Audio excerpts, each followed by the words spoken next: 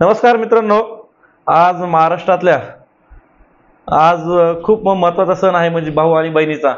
म्हणजे मी सर्वांना सुरुवातीला रक्षाबंधनचं मी त्यांना सर्वांना शुभेच्छा देतो आणि तमाम महाराष्ट्रातल्या भावांना आणि भारत देशातल्या ह्या तरुण विद्यार्थ्यांना एक माझ्याकडनं संदेश असा जायला पाहिजे की आज तुम्ही तुमच्या बहिणीकडनं ज्यावेळेस रक्षाबंधन करता, ज्यावेळेस बहीण राखी बांधते त्यावेळेस तुम्ही बहिणींनी एक गोष्ट लक्षात घ्या, भावाला काय मागायचंय?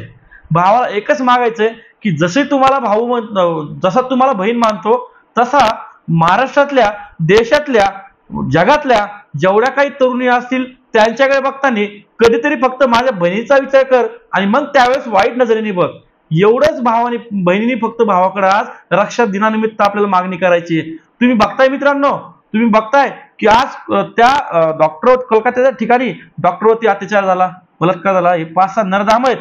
सरकारने तुम्ही बघताय आज महिलांसाठी कितीतरी भारतातल्या योजना चालू केल्यात, पण ह्या योजना चालवून हे महिलांवरती अत्याचार स्टॉप होणार आहेत का? नाही होणार त्याचा अत्याचार स्टॉप होण्यासाठी तुम्ही त्यांना काहीतरी सरकारनं करणं गरजेचं आहे। काय आता सरकारने काय केलं, महाराष्ट्रातल्या सरकारने की महिलांसाठी हे आणून दिले लाडकी बहीण योजना।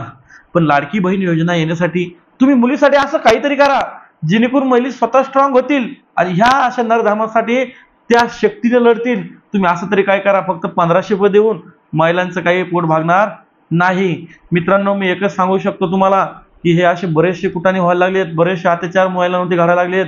तुम्ही बघताय हत्याकांड वगैरे झालं, छोट्या छोट्या मुलींवर बलात्कार चाललेत। हे जे काही गोष्टी महाराष्ट्रामध्ये घडल्यात, भारतामध्ये घडल्यात, हे असं घडता कामा नये।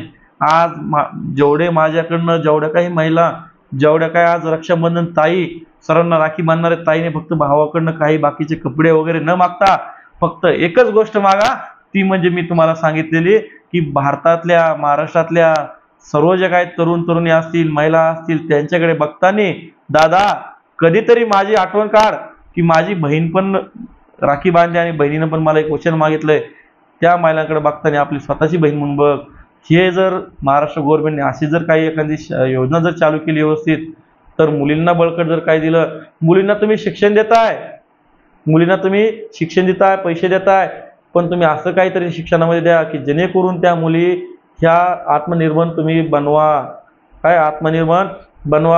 तुम्ही आज बघताय सर्व क्षेत्रामध्ये महिला पुढे चालल्यात, पण महिलाच्या वरती अत्याचार कमी होत नाहीयेत। फक्त सरकार काय करतं, फक्त तुम्हाला घोळट करायचं काम ठेवतंय।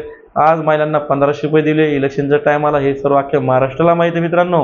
मग फक्त एकच गोष्ट मागणे, मी सर्व विद्यार्थ्यांना एकच आणि मुलींना एकच सांगू शकतो, तुम्ही एक गोष्ट अशी करा, काय 2 गोष्टी जीवनामध्ये एक गोष्ट करा जेणेकरून तुमच्या वडिलांची मान कधी समाजामध्ये खाली नाही आली पाहिजे। तुम्ही आयुष काही पण करा, आयुष करा, तुम्ही कॉलेजला जावा, आयुष करा, फिरा, इकडं तिकडं काय दंगे मारायचे मारा, पण दुसरी गोष्ट ती अशी करा की ज्यावेळेस तुम्ही फिरताय, ज्यावेळेस तुम्ही वागताय त्यावेळेस आपल्या आई वडिलांची मान खाली जाऊ नये आणि बापाच्या डोळ्यातून कधी अश्रू गळू नये, असं वागा।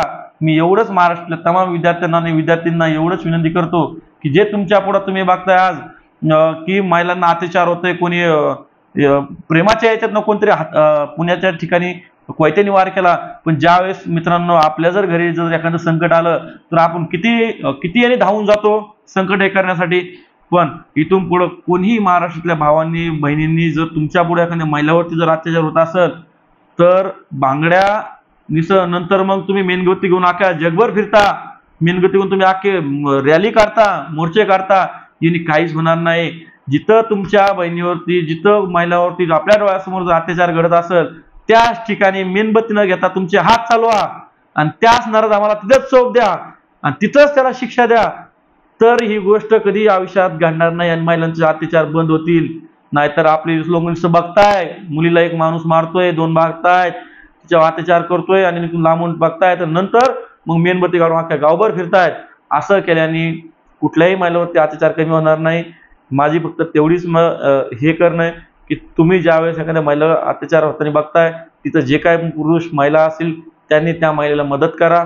एवढंच मी रक्षाबंधनच्या याच्यातून म्हणून मी सर्वांना आवाहन करतो, जिथं जिथं तुम्हाला अन्याय होत दिसत असेल तिथं सहन करणं बंद करा।